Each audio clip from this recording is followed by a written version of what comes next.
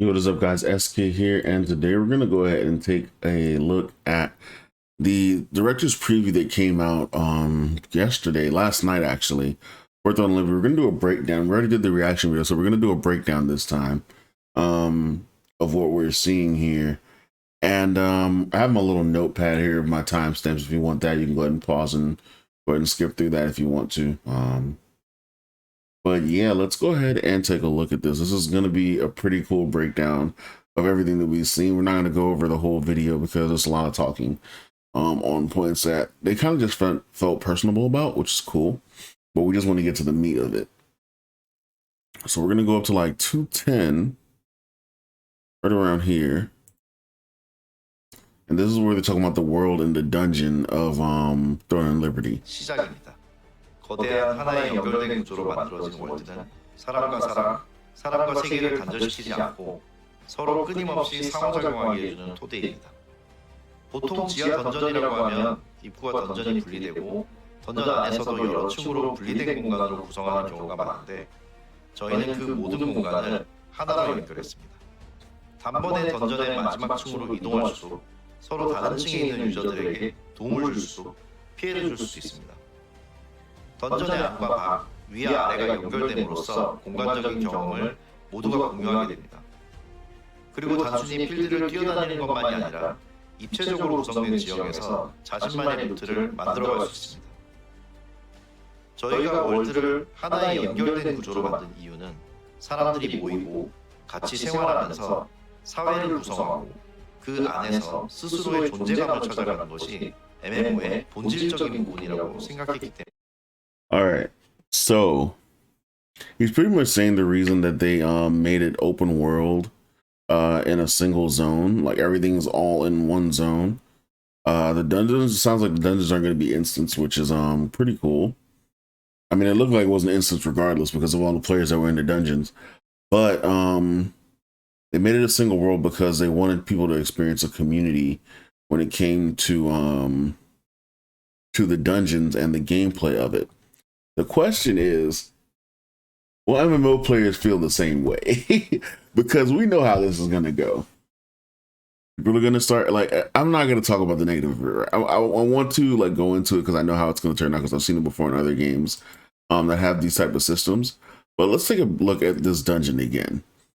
So you see there's like a lot of area. He said there's going to be, it's like a full out spatial, a full out like full I don't know how to, the word for this. It's an actual dungeon. It's many floors and it's open spaces and different corridors and hallways that lead to different places in the dungeon. My question is, are there going to be more than just one dungeon? Because like, if it's just one dungeon, is it going to be the style of dungeon where it's a floor-based dungeon that it towers downwards and there's like so many floors going down? Or is it just a bunch of dungeons scattered across the world and they're all just huge in volume? Because this one is huge, and I saw at one point you can actually use your bird transformation skill to jump down to one of the lower levels. It was in the earlier part of this part. Let's see. Somewhere around here. They jump down and right here they turn into the bird. So we can actually use the transformation skill in the dungeon to traverse different spots in the dungeon, which is cool. So we'll probably be able to go down floors and then fly back up if we need to exit that way. Of course, there might be other ways to transport ourselves throughout the dungeons as well.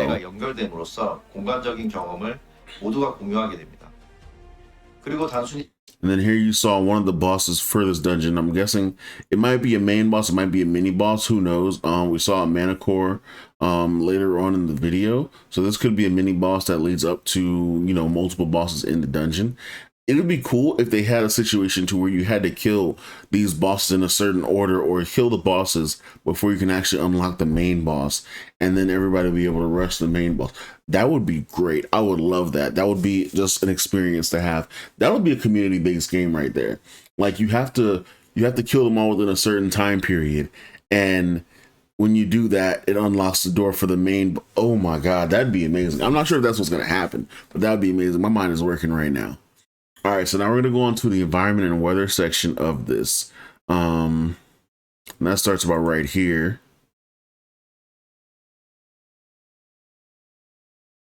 Why is it loading? Why are you loading? 환경 변화에 따라 지형의 형태가 달라질 수도 있고 생명체들의 생태에 변화가 생기기도 합니다. 그리고 이런 변화를 통해서 촉발되는 컨텐츠들도 존재합니다. 이것은 게임에서 설계한 자연 법칙에 따라 개연성을 가지고 일관되게 나타나는 현상들이고, 그래서 이 규칙을 이해하고 응용할 수 있는 유저들은 이런 환경 변화를 스스로 만들어낼 수도 있습니다. 예측이 가능한 낮과 밤은 앞으로의 플레이에 대한 계획을 세울 수 있게 하고, 예측이 불가능한 날씨와 바람은 대응을 요구하게 됩니다. 환경은 월드의 끊임없이 작은 변화, 변수를 만들어내는 요소이며, 이 변화들은 월드에 생동감을 부여하고 플레이를 다채롭게 만들어줍니다. 월드의 이야기를 만드는 것에도 많은 공을. Okay, so when it comes to the environment and the weather, this is the crazy part. That's really gonna change how MMO is played going forward, especially with this game. So what he's saying is that the ecosystem will change, the weather will change, and the weather will affect your combat as well as the monsters in the area, which we've seen in games before, like nighttime affecting monsters, making them stronger in that case, or monsters spawning faster in some cases, or monsters just giving more EXP because they are stronger at that point in time. Like I said, but we've also seen like the mutant variation of monsters that only come out at certain time periods because the weather is a certain way in certain games. So that may be something they're touching on here as well. 생태에 변화가 생기기도 합니다.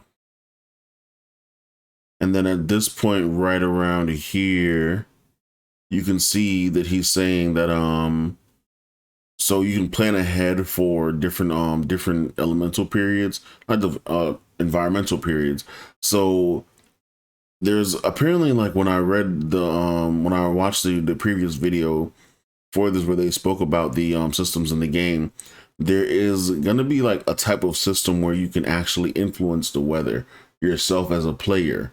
I'm not sure how that's done completely. It wasn't really translated to English the way I read it well, so not many things translated very well to where I could explain it correctly. But this part right here is what I wanted to talk about. So when it's, because you see he did the same skill here. It looks like the same skill at least. Did the skill, and what happened was it shot directly at that unit. But in the rain and wind, he shot the skill and it arched out to the other two units next to it, which changed the skill's dynamic completely. Went from regular lightning to chain lightning. That's awesome. That environment changing it for the better. Changing it for the worse would be bad, because if you threw a fireball in the rain and it fizzled out or didn't do as much damage, I would be hurt. I would literally be hurt. But yeah, let's go ahead and take a look at that again.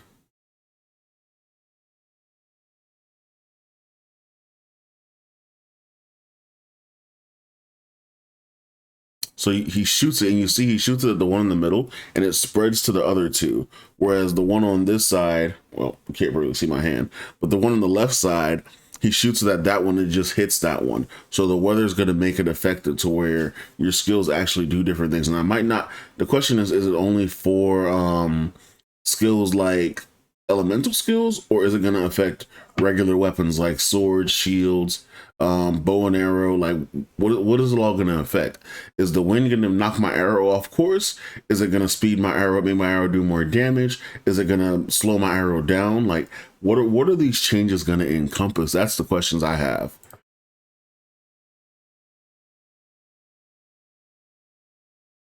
Okay, so from here we're gonna go to everybody's part that a lot of people are not really happy about, and that's PvP. That's about 6 something, I believe it was. 616? It's right here.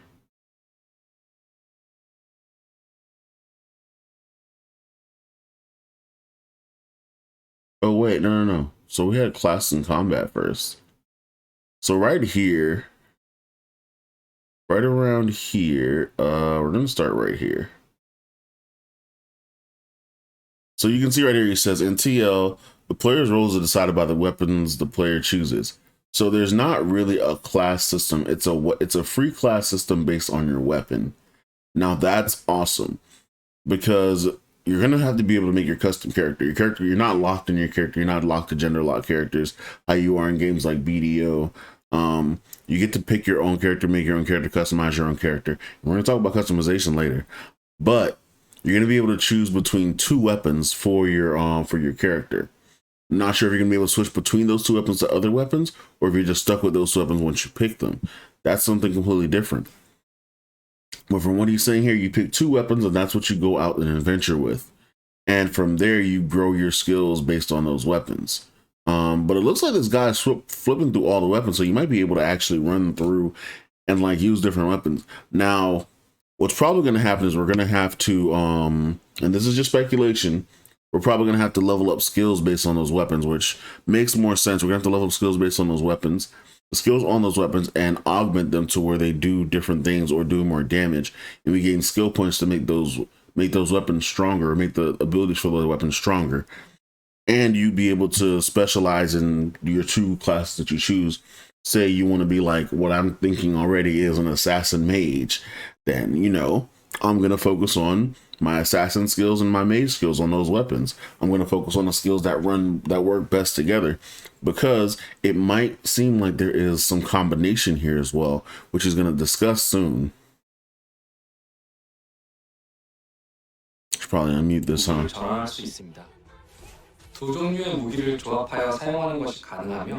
And so you saw right there, like it was pretty much a seamless change. It was pretty seamless because he did the grapple. He did the grapple. Let me see right here. That's exactly what he did. He did the grapple. He slashed him. Did the shield push back, and then switched to the twin blades.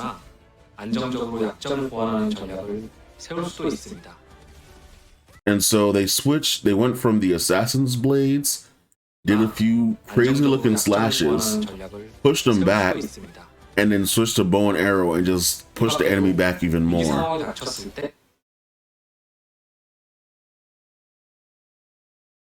And so there are defensive actions it shows as well for each class going forward here. This is the shield weapons, and this is the two-handed sword. Okay, so each class has a kind of defensive skill to stop them from taking damage. I'm liking the fact that this game, how do I put it? The combat isn't just mash all the buttons. I'm liking that so far. That's one of the biggest pet peeves I have about games like BDO currently, that you just mash buttons and you kind of do that for your entire gameplay. Now this right here was a really cool thing I saw that I wanted to go over multiple times. He went from the sword and shield, did a stun attack, switched to staff, and drops meteors on their heads. Like, that was awesome. That's going to be a combo right there, first of all. You have an AoE stun that stun multiple enemies, and you switch to another AoE that possibly does crazy amounts of damage. That's probably going to be a hype combo. And so from here, we have more of the world. That's going to be around 651.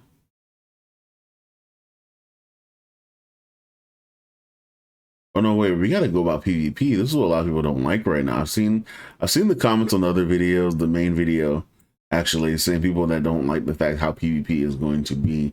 People wanted it to be like how Lineage was, where PvP is open world and pretty much like a karma-based system, like how it is in Lineage, and they're not doing that this time around.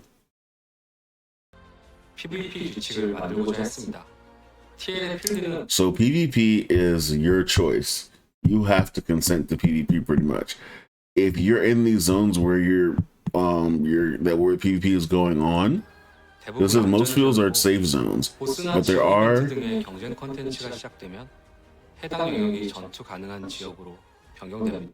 so certain areas will allow for combat, and you'll see the marking right there. I'm guessing that's what that is. And if you're in that zone, you know there's combat. It's going to be on the map that this zone is a combat zone. that's your consent to combat. You're in that zone. You take the risk of being a target, I'm guessing. So, or well, it might just be the blue outline that marks it as a PvP zone, because I'm seeing the double swords like on a few places. So that might not even be the indicator. The indicator might be the fact that it's the blue outline. 이 경쟁에 참여할지는 전적으로 유저가 선택할 수. And they said it right there. You can choose to participate or not. If you don't want to participate, don't go to that area. It's just as that. It's simple as that. 내가 위치한 지역에 어떤 콘텐츠가 예정되어 있는지. And you can check to see when the events are and when the competitions are planned, so you can avoid those areas. It makes it easy for you to not hop into PvP if you don't want to be in PvP. 미리 알 수 있기 때문에 전략적인 플레이가 가능하고 예상치 못하게 PvP 상황. Says there's no chance for players to fall into unexpected PvP situations. So once again, if you're in these areas, don't be surprised if you get ganked, because that area, you already know, you've been warned from. I'm pretty sure the game is going to tell you at some point, but you've also been warned from this video. There are areas that will become PvP zones at certain points in time, and you have to avoid those areas if you don't want to PvP. Might I add, this armor looks badass. 노출되는 일은 없을 것입니다. TN의 월드는 And now we're getting onto the world. I love this part right here. This part is one of my favorite 각 parts. 지역의 이야기를 바탕으로 진행되는 경쟁 콘텐츠가 존재합니다. 이런 지역 이벤트는 해당 지역에 있는 모든 유저들이 참여할 수 있으며 20여 분의 정해진 시간 동안 높은 순위를 차지하기 위해 경쟁을 펼치게 됩니다. 이번에는 길드전을 한번. So the question about that is it going to be like a rank system like in game, to where it's a fully just like, you know, hey, you can rank up doing these certain activities, or is it just it's like it looks like they have gathering here, like it's just a bunch of different activities going on at once. They're killing these wild chocobo looking things, and it looks like it's like a bunch of different events going on at once. So that seems cool. It just depends on what the activities are as well. Looks like somebody died there, so we know what the thing looks like when they die. It's a floating tombstone. And so we're looking at Guild Wars now. TN의 필드에는 길드단위로만 소유할 수 있는 오브젝트인 기원석과 차원석이 있습니다. 이 두 개를 통칭하여 점령석이라 부르는데, 이들 점령석의 소유는 길드 전체의 능력 향상과 자원 확보로 이어집니다. 점령석을 쟁취하기 위해 길드 간의 치열한 전투가 펼쳐질 수밖에 없는데요. 전투에서 우위를 차지하기 위해서는 점령석이 위치한 지역의 지역적인 특징을 잘 파악하여 공격 경로를 설정하거나 방어선 구축을 하는 등 밀도 높은 전략이 필요합니다. So here it's really just everything you've known about Guild Wars if you've ever played a game with Guild Wars, with PvP size Guild Wars. Especially if you play Black Desert, you know that the terrain affects a lot when it comes to your battling, because you can lock off your opponent from being able to easily approach you while you just destroy them from the spot that you're in. So this is going to be a tactic in this game as well, where you're going to have to create strategies. What you're saying right here, create coherent strategies is a must. You have to create strategies to push these wars, to get these people out of their bases or their stone areas, so you can do what you need to do and win that battle, which I'm all for it. I love my PvP. I'm not a PvP sweat, but I love my PvP. And so the next part's going to be the UI. The UI looks so beautiful. I'm not going to lie to you. We're going to have to go ahead and skip ahead because it's a lot of talking and screens here. But this is the part about the UI right here. It says Stone Liberty offers a unique UI UX depending on the screen, on the type of device. Now, just looking at the UI right here, it's really clean, it's really crisp. I feel like there's a lot on the edges, but maybe you can probably like cut these out, just turn these down or whatever, to where you don't have to see as much. Okay, I'm seeing the morph skill and switch weapon thing here. That's actually really cool. So this is based on PlayStation 3, PlayStation 4, PlayStation 5 controllers. Well, PS5 controllers. Let's see. So we have over here, we have what seems to be your potions, your foods, whatever your other items, maybe your consumables, I'm guessing. I'm not sure what this thing is right here. There's your party right here. 5 people in a party. That's good. Here we have the monster. I'm guessing that's whatever you're attacking. Chimer King. I'm guessing that's the Chimera is what they're calling it. It's a Manticore to me. I'm not sure. Well, no, it is a Chimera because the Manticore has wings, doesn't it? I think the Manticore has wings. But yeah, Monster Destruction, Chimer King. And so this is what they're fighting right here. Let's see what else. Destiny's Pathfinder, Beloved Comrade. So these are titles, I'm guessing. The person's name is Silver. That's the title that they are. The icon's probably maybe a guild icon. Not really sure what that is there. 6P. So is this like a raid party? Because there's 4P, there's 1, 2, 3, 4, 5P, and then there's 6P right here. So is this a raid party? Is the party screen actually bigger than what it is here? And then you see right here, there's like a dungeon entrance thing. What I relegate this entrance, this archway to, is a dungeon all the time. There's gonna be icons for, like, you know, your buffs and stuff as well next to the players that are named here. I wish we could see what's right here under the. Actually, we could probably turn off the. There we go. So you can actually target what you want to as well. I'm guessing this is for long range classes. Because I'm doubting this game is just really tab target. It might be like mixed targeting. I'm not sure how to explain that with consoles. And then here you're going to be your skills. So you have your 4 skills on your R1 and your 4 skills on your R2. It looks like, and it looks like down here at the bottom. If we can get that a better look, we can't get a better look at that. I'd have to download it off of YouTube to even get a better look at that. But it looks like your weapon, and then maybe your other weapon. I'm not sure what these things are down here. And then your basic information on how you use your stuff. Television is based on my standards. I'm not sure what that means. Your quest UI, and then I'm guessing this is probably like your main quest UI.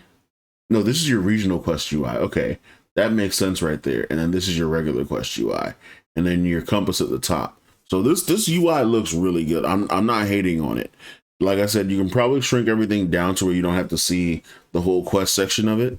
You can probably minimize the party portion of it to be smaller. It doesn't look bad as it is right now, but everything else looks sleek and nice. The chat's in the bottom center of the screen. That's perfect to me. Your HP and your HP, your own notification stuff is right here, which is in a perfect spot, to be honest. It's not too big, it's not too bulky, it's not in the way. So that looks perfect. And this is, like I said, that was on PlayStation. And then the mobile, I didn't even know this game was going to be on mobile, but apparently the mobile aspect of it looks just like this.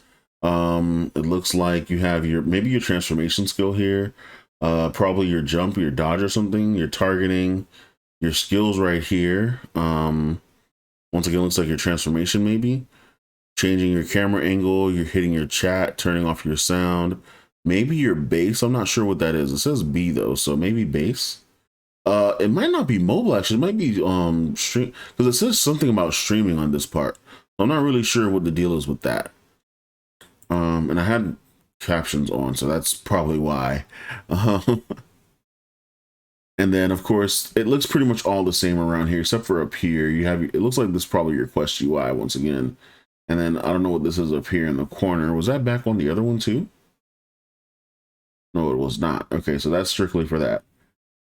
All right, so my favorite part is going to be coming up next, and that's going to be the last part of this, the character customization. My boys, I'm telling you, ladies and gentlemen, the character customization is beautiful. First of all,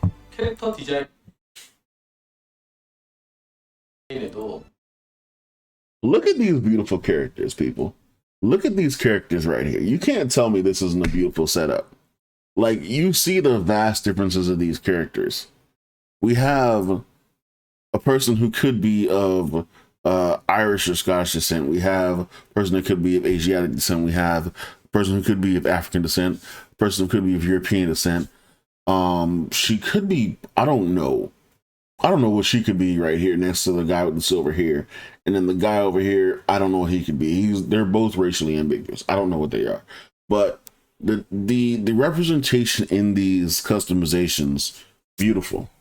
Beautiful to me. I'm liking the fact that the black girl has the black hair. Like her hair isn't just like some straight regular straight hair or anything like that. It's not the basic cornrows or anything like that. It's two big puffs, which is a normal hairstyle for black women. So I love that. I love that they did that. The hairstyle for the lady with the red hair, also a good hairstyle. Kind of remind me of Aloy from Horizon Zero Dawn. And this is just beautiful. 많은 노력을 하였습니다. 마을 주민 NPC의 표정과 같은 작은 부분까지도. And so the detail in the NPCs as well. This is amazing to me. 세심히 표현하였고 사진을 이용한. Now this is the overall favorite part.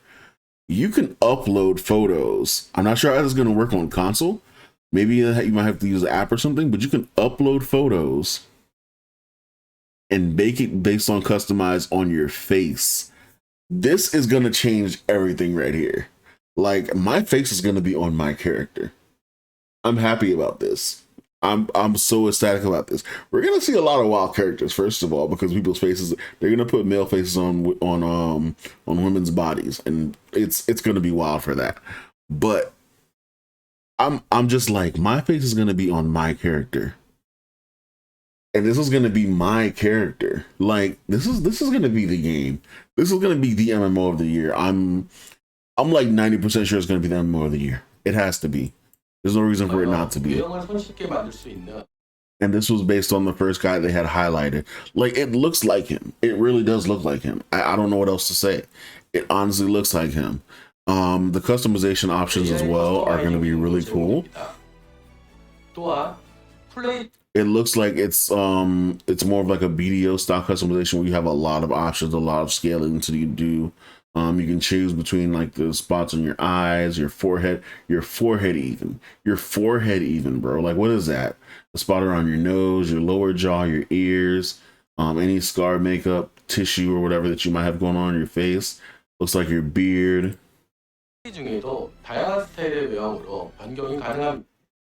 Yeah, it's a lot of stuff you can do here. Look at the hairstyles too.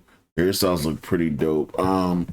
It looks like not that many hairstyles, to be honest, but we'll see what happens when the game launches. There might be more hairstyles on here that we're just not seeing. I see the dreadlock one right here already at the bottom of the screen. I see it. I'm not really able to see the full thing, but I see it already. I know where this is going. But yeah. And from there, he just goes on to say that the game was built to have a lot of players. And I feel like it's going to have a lot of players. Like I said, people have been waiting for a good MMO. And I feel like Throne of Liberty is going to be that MMO. So if you're going to be playing Throne of Liberty, let me know in the comments what you're going to be playing Throne of Liberty on. I'm going to be playing it on PS5. I have a PS5. I'm going to be trying to get my wife a PS5 as well so she can still play on PS5. If not, she's going to be playing on PC, and I'm probably going to be playing part-time on PC just to play with her. But I know she won't be playing as much as I'd be playing, so I'll be maining on PS5, subbing on PC probably, unless we get her a PS5, then we'll both be playing PS5.